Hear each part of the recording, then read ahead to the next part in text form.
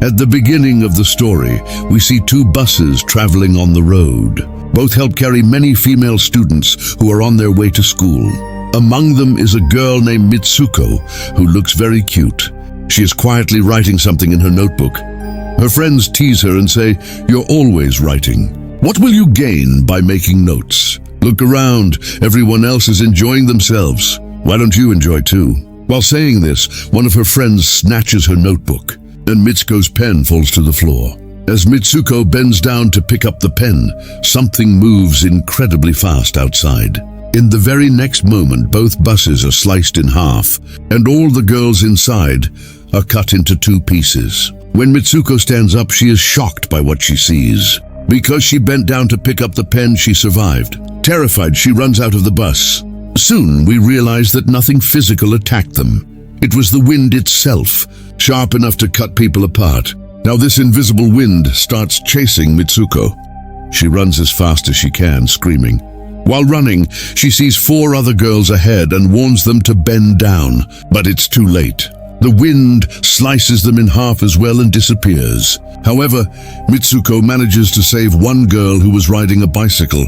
She continues running and tries to warn more girls. But the same thing happens again.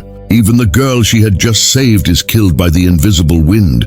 Completely traumatized, Mitsuko runs in fear.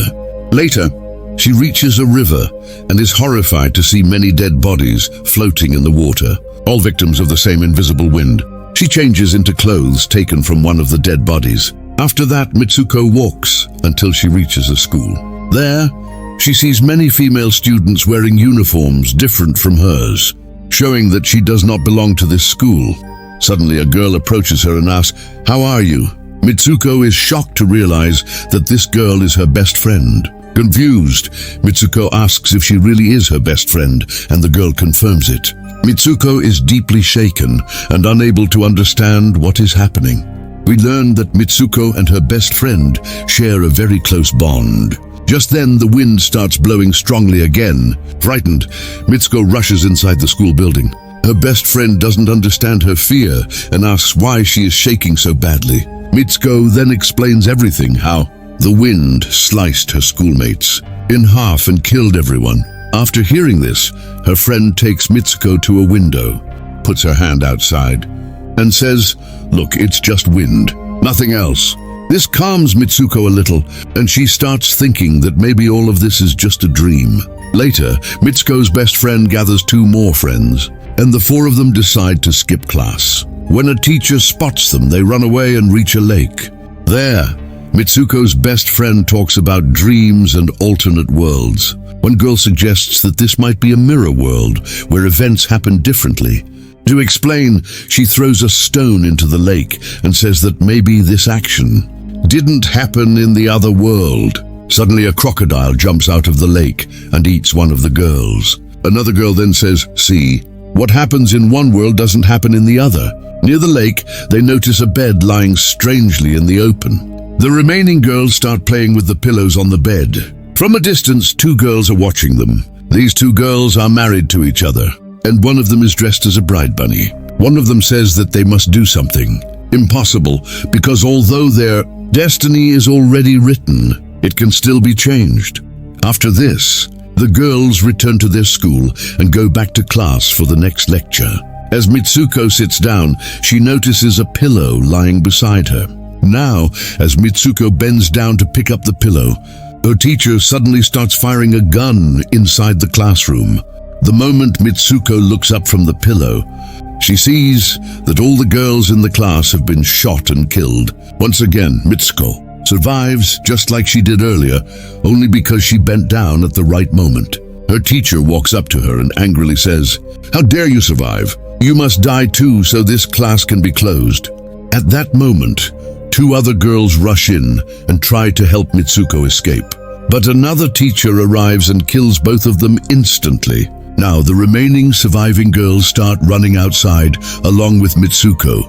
But suddenly, all the teachers in the school begin shooting at the girls. As the girls run out of the building, the invisible wind slices them apart again. Once more, Mitsuko is left completely alone. Terrified, she runs into a crowded area and reaches a police station.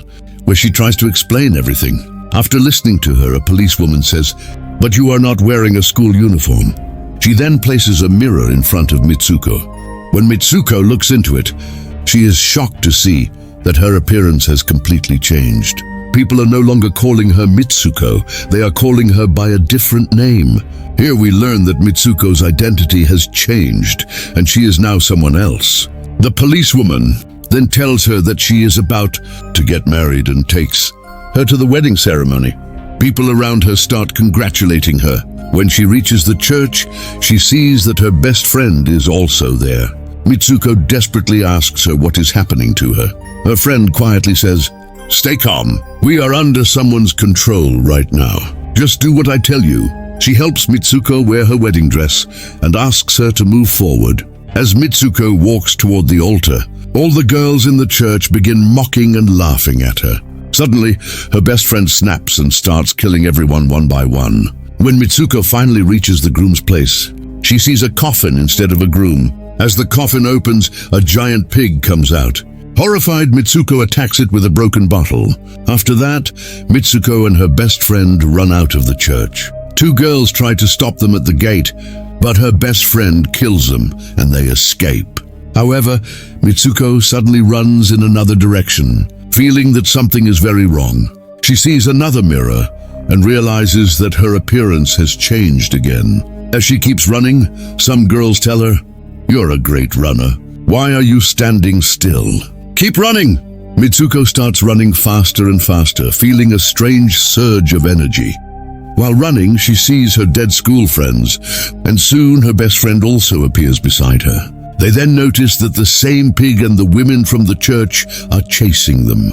Some girls shout at Mitsuko, telling her to escape from this world. While running, Mitsuko reaches a dark, deserted place where several girls in school uniforms appear.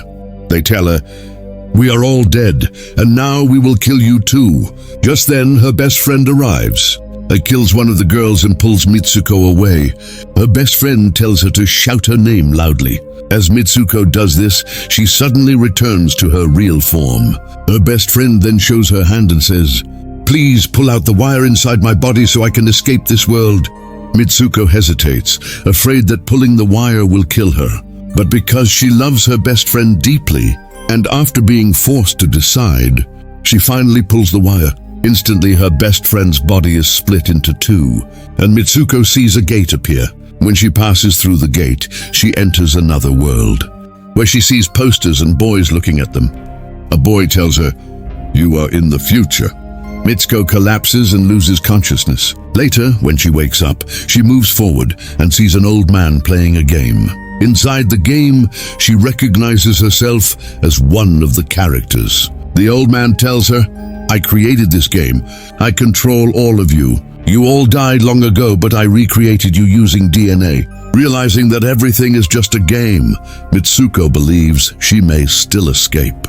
The old man asks her to complete the final level. Then Mitsuko remembers what her friend once said, "If we do something impossible in this world, we can escape." Suddenly, Mitsuko attacks the old man, grabs his stick and stabs herself, killing her character inside the game. The old man never imagined she could do such a thing. By dying inside the game, Mitsuko breaks her destiny. She is dead in the game world, but alive in the real world. We are then shown that the other versions of Mitsuko also end their lives, freeing themselves from the game. In the final scene, Mitsuko is seen lying in a snowy place, having finally returned to the real world. And with this, the mind-twisting story of Mitsuko's death comes to an end. Don't forget to comment next if you want more movie explanations like this. Thanks for watching.